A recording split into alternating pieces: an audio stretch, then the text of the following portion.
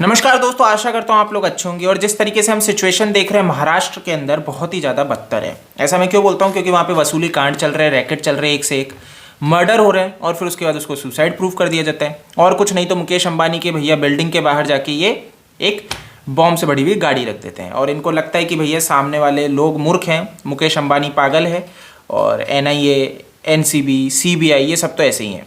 But क्या होता है कि NIA की एंट्री हो जाती है, यहाँ पे बुरे फंस जाते हैं, काफ़ी चीज़ें निकल के आती है, एक डायरी निकल के आती है जिससे पता लगता है कि एक्सटॉर्शन का जो ये रैकेट चल रहा है इसके अंदर किससे रुपए लिए जाते हैं, किसको रुपए दिए जाते हैं, सारी चीज़ें उसमें जिक्र हुआ है। तो CBI जब आ चुकी है, हाई कोर्ट ने अनुमति दे दी है कि CBI जांच करेगा एक्सटॉर्शन का जो पूरा मामला है, अनिल देशमुख के ऊपर जो आरोप लगे। अब जिसमें ये सचिन वाजे ने जो चिट्ठी लिखी थी NIA को अपने हाथों से, उसके अंदर इसने अनिल परब, अजीत पवार इनका भी जिक्र किया और यह भी बताया कि शरद पवार वो व्यक्ति था जिसके कारणवश ये पूरा का पूरा मामला हुआ, मतलब इससे जो फिरौतियां मांगने का इसको पूरा रैकेट इसको करना पड़ा। तो ये बहुत गंभीर आरोप लगा। तो CBI अब बैठी है, 15 दिन का समय दिया है कि उसके अंतर्गत इसको अपनी रिपोर्ट पेश करनी है पहली, और उसके बाद FIR होगी, उसकी रिपोर्ट के ऊपर डिसाइड होगी कि CBI FIR करना चाहता है नहीं करना चाहता। तो CBI आज NIA कोर्ट गया, स्पेशल NIA कोर्ट, वहाँ पे वो मांग कर रहा है कि उसको ये जो NIA के हाथ में एंटीलिया केस से रिलेटेड कुछ जानकारियाँ लगी है जो ये दर्शाता है एक्सटॉर्शन रैकेट को, वो जानकारी उसे मिले।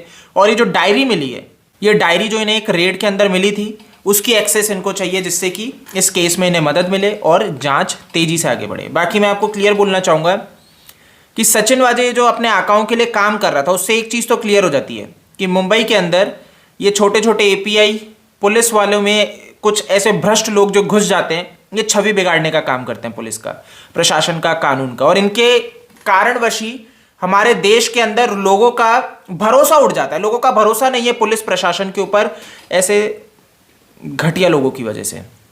सरकार में ऐसे लोग बैठते हैं जो गृह मंत्री के पद पे बैठे हैं, जिनके अंडर पूरी पुलिस है। तो आप खुद डिसाइड कर लो कि ऐसी पुलिस कैसे काम करेगी। जब गृह मंत्री इतना घटिया है तो आप कैसे बोल सकते हो कि सुशांत के केस में पुलिस वाले जो थे वो सही काम कर रहे थे? बहुत जरूरी सवाल है, क्योंकि वहां पे भी हमने बहुत अच्छे से देखा, सुशांत के केस में भी एविडेंस डिस्ट्रॉय करने का काम ही पुलिस कर रही है। जिस तरह से एविडेंस को मूव कर रही थी एक पॉलिथिन में, व्हाइट पॉलिथिन में, ट्रांसपेरेंट व्हाइट पॉलिथिन में, तो ये एविडेंस लेके मूव कर रहे हैं विदाउट एनी ग्लव्स, है ना। कोई इनको चिंता नहीं है कि एविडेंस अच्छे से डिस्ट्रॉय हो जाए, क्योंकि यही तो हमारी भैया मानसिकता थी। जिस तरीके से इन्होंने भाई विसरा को प्रिजर्व किया,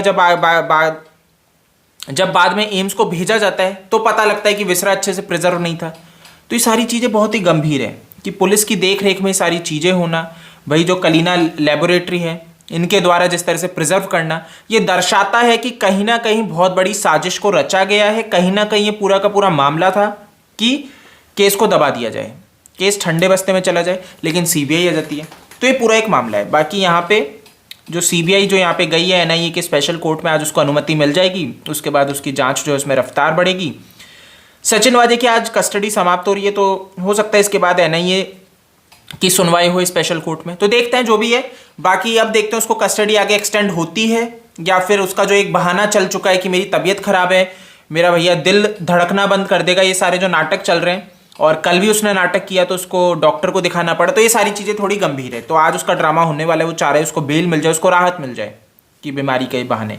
बट ऐसा होगा नहीं, क्योंकि इसके ऊपर बहुत गंभीर आरोप है, मुख्य आरोपी है अभी, और इसने अभी तक अपने गॉडफादर्स का नाम नहीं बताया। तो देखते हैं क्या पूरा मामला रहता है। बट आपको एक चीज़ बता दूं कि सचिन वाजे की ये जो गिरफ्तारी हुई है और अब तक उसने जो चीज़ें बताई है, उसने कुछ ऐसा नहीं बताया, मैं आपको बहुत क्लियरली बता दूं, जो सही है। ऐसा मैं क्यों बोल रहा हूं? और सही है इन द सेंस आपको मुख्य आरोपी की ओर लेके जाता है। ऐसा सचिन वाजे ने अभी तक नहीं बताया। अभी भी वो ये बोलता है मैं बेगुनाह हूं, अभी भी वो ये बोलता है मैंने ऐसा कुछ नहीं किया है जो गलत था। अभी भी वो उद्धव ठाकरे जैसे मंत्रियों का नाम नहीं लेता है, वो हर तरफ दूसरों का नाम ले रहा है। परमवीर सिंह की आप चिट्ठी देखो, उसमें भी वो उद्धव ठाकरे का नाम नहीं लेता है, वो उद्धव ठाकरे को बचाता है, और ये भी उद्धव ठाकरे को बचा रहा है। तो ये एक गंभीर है और इस ओर संकेत करता है कि अभी तक ये व्यक्ति सच नहीं बोल रहा है। अब जब इसको जाके ये लगने लगा कि NIA इसको तोड़ देगी, अब इसके पास झूठ नहीं बचे, तो ये क्या करने लगा, इसने क्या स्टेप अपनाया, इसने ये बोलना शुरू किया है कि भाई मेरी तबीयत खराब है, मुझे हॉस्पिटल जाना है, मुझे डॉक्टर के पास जाना है और मेरे को बहुत ज़रूरी है, और डिजीज़ भी ऐसे बता रहे हैं कि दिल की, तो ऐसी परेशानी में आपको हॉस्पिटल जाना ही पड़ेगा, हॉस्पिटल में शिफ्ट होना ही पड़ेगा। बाकी NIA ने कहा था कोर्ट में कि हमने इसका टेस्ट करवाया, चेकअप करवाया, इसको कोई दिक्कत नहीं है, इसका दिल जो है सामान्य रफ्तार से धड़क रहा है, कोई परेशानी की बात नहीं है। बट कल इसने नाटक किया, अब देखते हैं आज क्या होता है कोर्ट के अंदर। और यही नाटक होने वाला है, वकील इनका यही नाटक करेगा और जांच वांच लेके आएगा, रिपोर्ट लेके आएगा, ड्रामे क्या होते हैं। तो आज ये थोड़ा मुख्य रहने वाली है आज की हियरिंग। बाकी दोस्तों इस वीडियो में इतना ही है। आई होप कि आपको वीडियो पसंद आया होगा। इसको ज़्यादा से ज़्यादा शेयर करो कि लोगों को भी इस न्यूज़ के बारे में पता लगे, आखिर क्या पूरा मामला चल रहा है, किस तरीके से भैया वहाँ पे NIA, CBI, NCB काम करती है। तो इस चैनल को सब्सक्राइब कर लो अगर आपने अभी तक नहीं किया है। तो आप मेरे को फेसबुक, ट्विटर, इंस्टा पे फॉलो कर सकते हो, जो मेरा यूजर नेम आपको स्क्रीन पे दिख जाएगा। जय हिंद।